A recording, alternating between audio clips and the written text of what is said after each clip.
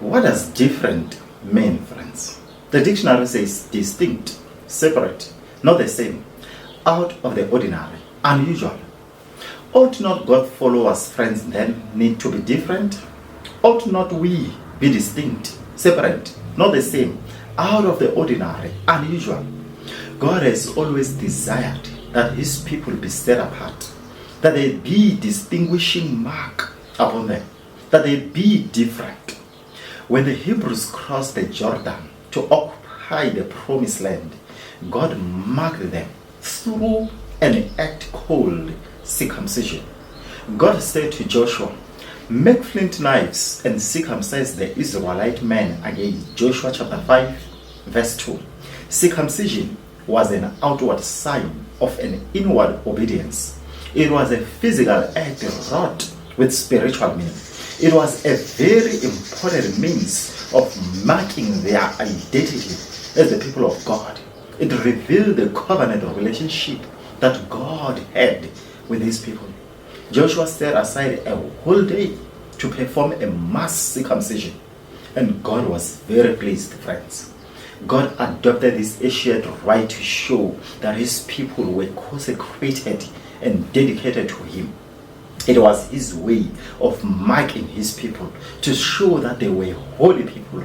Throughout scripture, circumcision is a metaphor for holiness. Moses complained that he had literally an uncircumcised lips. Exodus 6 verse 12, by which he meant his speech was not fit to participate in God's program. Jeremiah spoke of an uncircumcised ears, that is, ears unfit to hear God's word. When Israel entered the promised land, they were to regard its fruits as uncircumcised for 3 years. But in the 4th year, all its fruits must be consecrated as a praise offering to the Lord. That is Leviticus 19 verse 24. Jeremiah issued a call to the men of Judah and Jerusalem and said, "Circumcise yourselves to the Lord. Remove the foreskin of your hearts." Now, that is Jeremiah 4 verse 4. A circumcised heart refer to the human, intellectual, emotional, spiritual forum where decisions were made, as able to participate in God's covenant. It was a call, friends, to a radical spiritual surgery where the spirit was broken, the heart was open, and the will was submissive to God. It provided a true identity of God's people. It was a way that they will represent God to the world. In like manner, friends, God calls his people to holiness today.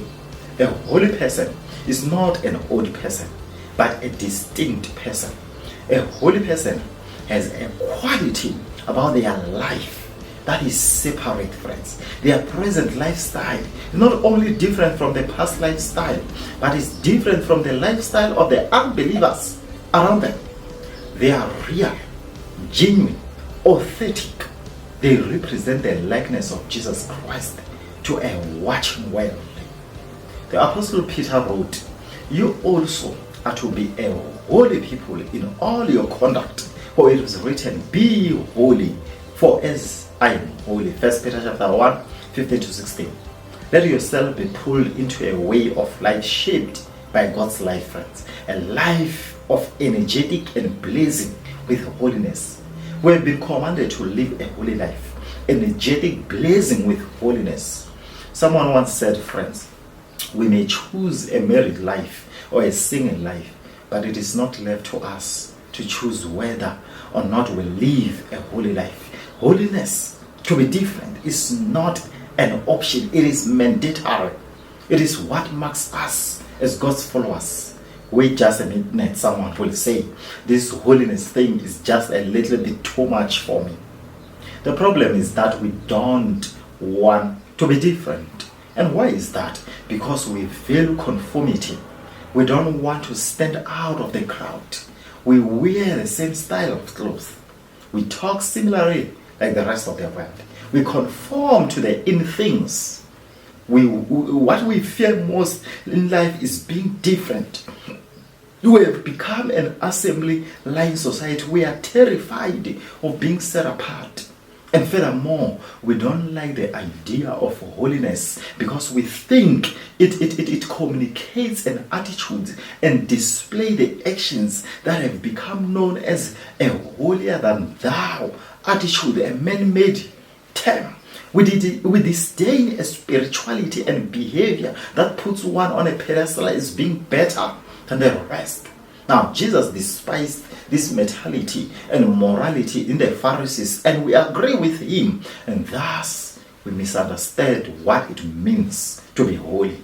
And to add additional weight to our reasons for not living a life of holiness is because it conjures us images of being a monk or a priest, and we think that holy people live in a faraway monasteries, separate themselves from any kind of fire and frivolity, and then they trade in their luxurious cars and comfortable homes and well-paying jobs for a Peace Corps stint in a third world country. Now, consequently, we say no thank you to holiness. We say no thank you. Friends, holiness being different is none of that. Yet it is more than that. What does it mean to be different? It means that we think differently. To be different begins with the proper preparation of our minds. In other words, we are to take the initiative in preparing our minds for the life of holiness. Behavioral scientists have discovered that human behavior is determined to a great extent by the subconscious mind. The computer vocabulary graphically describes the potential of human behavior with these terms which we know well: garbage in, garbage out, or input, output. In the same way, to be different begins with our minds, friends. Our minds must be holy if our behavior is to be holy. For as he thinks within himself, so is he. Proverbs chapter 23 verse 7 says, the writer of Proverbs, the Apostle Paul also warned us not to let the world squeeze us into its mold. Do not be conformed to this world, but be transformed by the renewing of your mind, so that you may discern what is the good, pleasing, and perfect will of God. Romans chapter 12 verse 2. Don't forget, friends, he's also a responsible father, and he won't let you with this sloppy living. Your life is a journey. You must travel with a deep consciousness of God. A natural outgrowth of our right thinking is right living. And when we begin to think differently, we begin to live differently. We live a life that people will notice for its distinctiveness, a life that represents Jesus Christ. Holiness is not merely a matter of theology or simply words in a hymnal. Holiness is lived out in our daily life.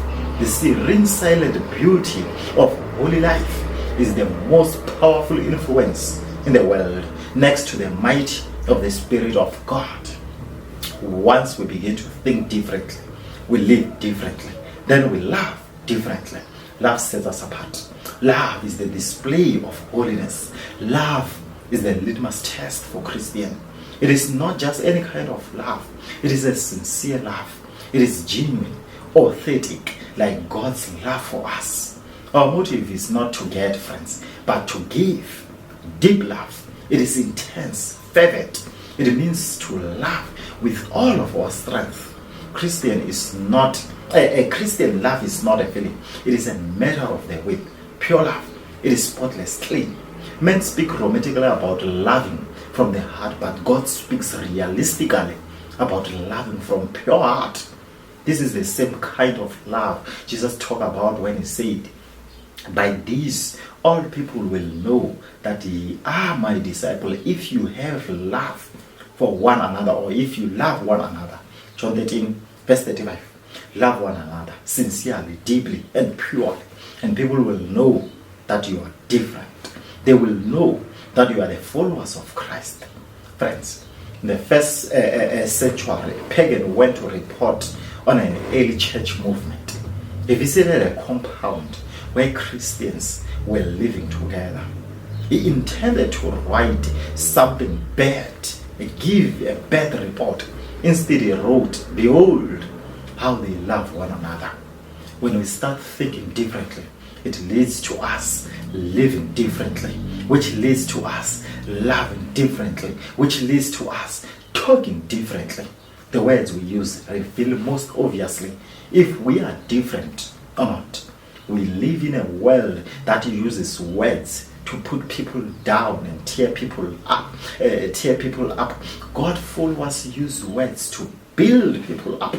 One man said he and his wife had words, but never got a chance to use his. Words have power to edify, to give life, but too often we use words to mortify and bring death. Have you ever stolen someone's joy with words, or killed someone with words, friends? Today, the world has a desperate need for people who are different.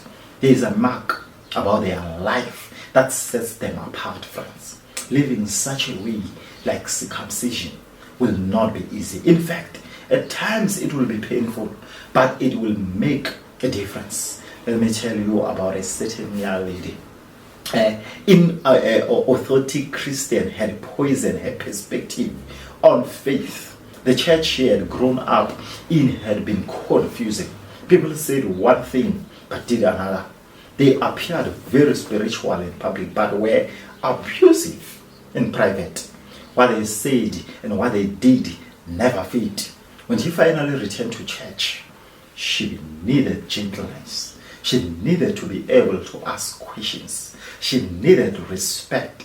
But most of all, friends, she needed to see people whose actions matched their words. She was not looking for perfect. She was looking for real. She needed to hear real people talk about real life. And she needed to know if God is or can be a part of real life. She wrote a poem about her heartfelt sentiments of a spiritual seeker towards those of us who are Christians. Imagine that his precious person is speaking to you directly. What this young lady needed were people who displayed a holiness that was real and genuine. People who were different, not for different sake, but to represent Jesus to them. People who will pay the price of living distinctively. Sometimes later, the young lady gave her life to Jesus. When asked why she crossed the line of faith, she replied, "You see, I just met a whole people who were like Jesus to me. That's all it took.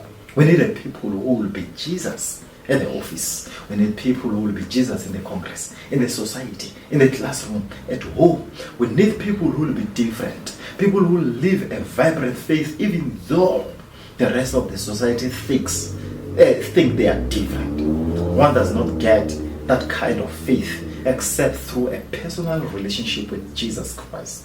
He is the one that issues the drum beat that hit different, friends. He is the one that calls us to stand out of the crowd, to be distinct, separate, unusual, out of the ordinary. He calls us to be different. Amen.